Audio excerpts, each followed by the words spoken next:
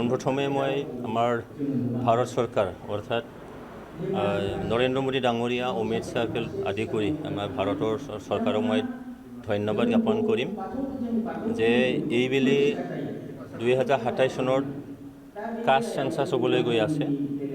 আৰু সেই কাষ্ট চেঞ্চাছত এইবাৰ বড়োসকলৰ বাথৌ যিটো ধৰ্ম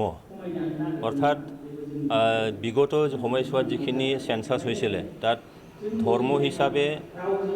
বাথৌইজমটো তেনেকৈ উল্লেখ কৰা নাছিলে কিন্তু বাথৌ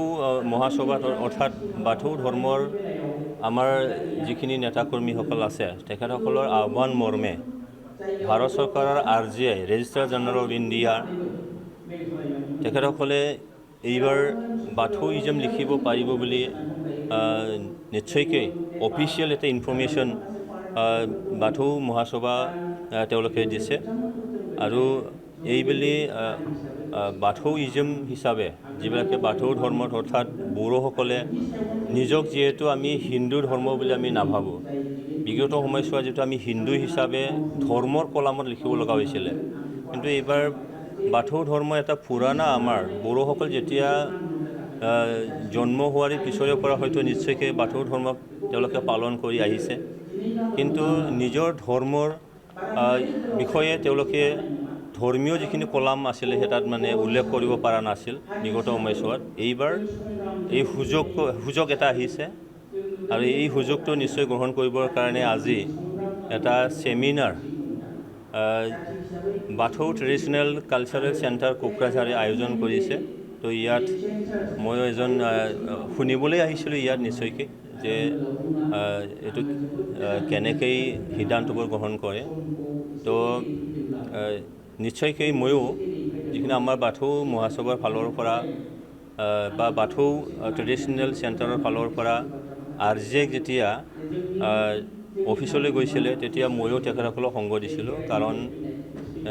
অফিচিয়েল মানে লগ কৰিবলৈ এটা এপইণ্টমেণ্ট পাবলৈ হ'লে MP সকলৰ যদি কৰা হয় তেতিয়া নিশ্চয় সোনকালে হৈ যায় তাৰ বাবে ময়ো গৈছিলোঁ আৰু তাত কি হৈছিলে বাথৌ স্পেলিংটো অলপ মানে ভুল হৈছিলে এইটো কাৰেকশ্যন কৰিবৰ কাৰণে যোৱা হৈছিলে এতিয়া নিশ্চয়কৈ কাৰেকশ্যন হৈ আহিছে বুলি কৈছে তেখেতসকলে মই আশা ৰাখিছোঁ যে যিবিলাকে বাথৌ ধৰ্ম পালন কৰে বা যি বড়ো ব্যক্তিয়ে নিজৰ ধৰ্মৰ এটা পৰিচয় নিজে দিব যদি বিচাৰে তেওঁলোকে নিশ্চয় বাথৌইজমটো লিখিব পাৰে এইবাৰ আৰু মই আশা ৰাখিছোঁ এই ক্ষেত্ৰত অৱশ্যে আমাৰ বড়োসকলৰ মাজত এতিয়া ধৰ্মৰ বহুত মানে বিভাজন হৈছে বহুত ধৰ্মাৱলম্বীসকল আছে আমাৰ মাজত খ্ৰীষ্টিয়ান ধৰ্মসকল আছে ব্ৰহ্ম ধৰ্ম আছে বা অন্য ধৰ্মাৱলম্বীসকল আছে তেখেতসকলে নিশ্চয়কৈ সেইটো বাথৌইজম লিখাত নিশ্চয় অসুবিধা নিশ্চয় হ'ব আৰু সেইটো মই আহ্বান জনাম আমাৰ বাথৌৰ লগত যিবিলাক জড়িত হৈ আছে যে এব্ৰাব সেইটো কৰিব নালাগে কাৰণ সেইটো আমাৰ ধৰ্ম হ'ল আমাৰ দেশটোৱেই ধৰ্ম নিৰপেক্ষ দেশ এটা হয়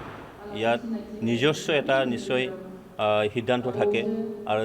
ইম'চনেল বস্তু হয় ধৰ্মটো তো সেইটো ইম'চনেল বস্তু হয় তো ইম'চনত যাতে আঘাত নহয়গৈ চবৰে সেইখিনি নিশ্চয়কৈ অলপ খেয়াল কৰিব লাগিব